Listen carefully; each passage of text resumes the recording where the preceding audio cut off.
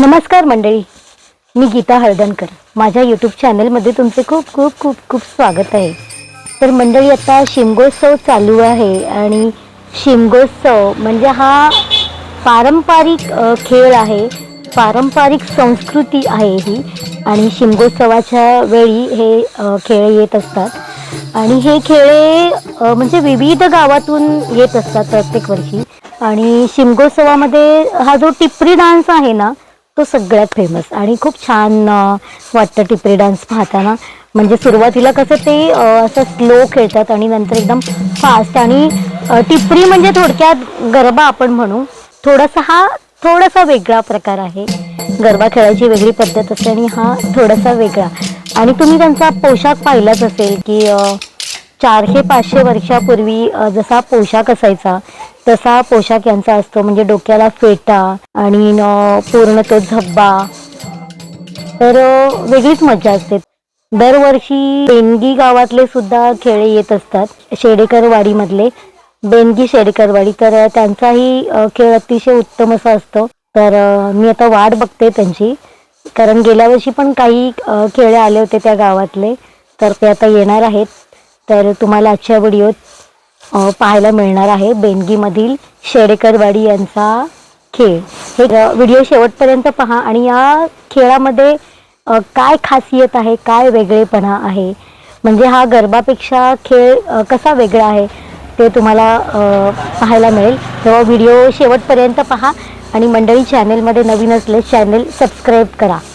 तर मग चला आपण शिमगोत्सवाचा आनंद घेऊया.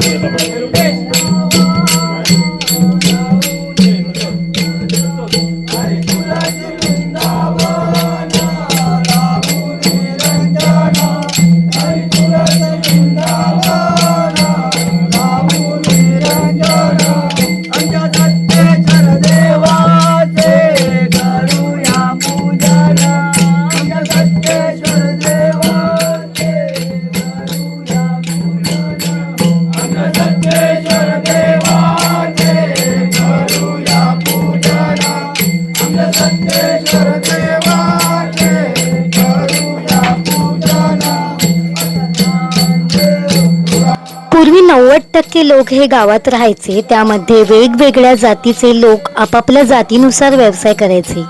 कुणबी समाज हे शेती करायचे.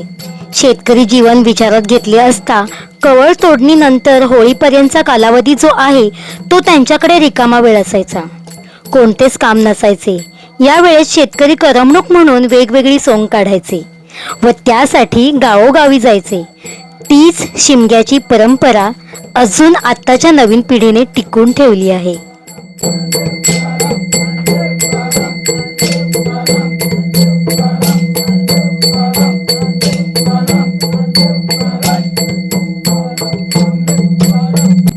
आताची उच्च शिक्षित पिढीही यामध्ये आनंदाने सामील होते.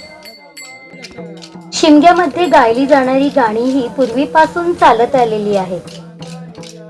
म्हणजे एका पिढीतून दुसऱ्या पिढीकडे, दुसऱ्या पिढीतून तिसऱ्या पिढीकडे या गाण्यांचे हस्तांतरण झालेले आहे. थोडक्यात संस्कृतीचे उत्तमरित्या जपणूक केली आहे कोकणातील लोकांनी.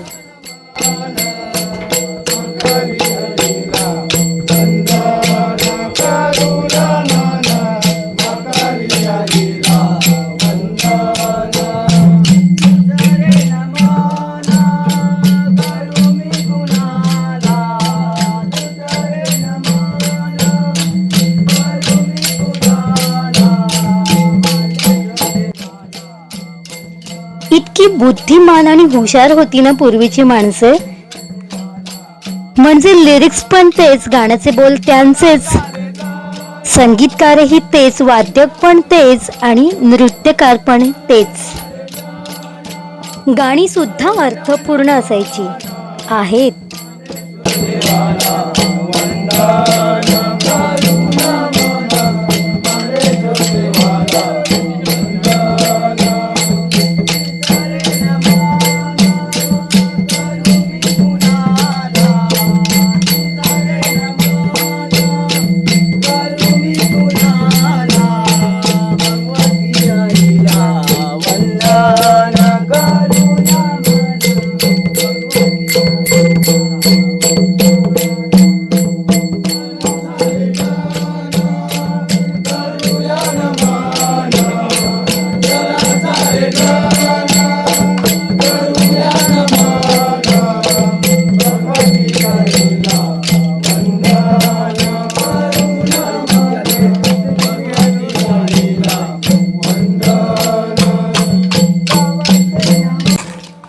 कोकणात अजून एक महत्वाची गोष्ट काय आहे माहित आहे?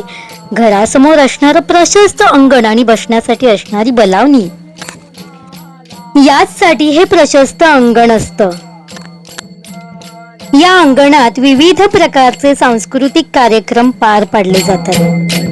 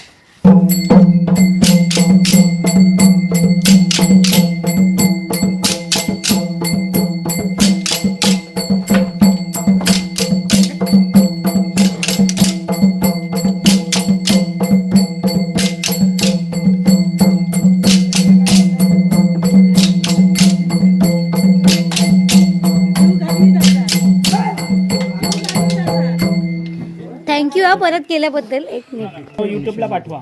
चालेल चालेल चालेल. मला पण पाठवा.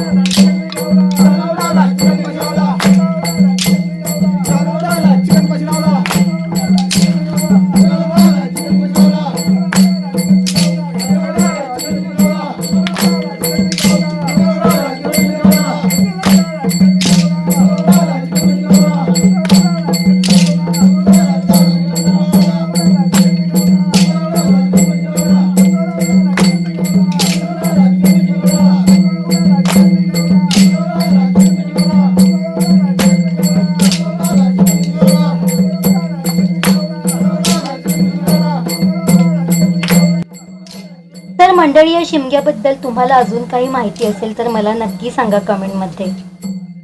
व्हिडिओ आवडल्यास लाईक करा, शेअर करा. भेटूया पुन्हा नवीन व्हिडिओमध्ये. बाय.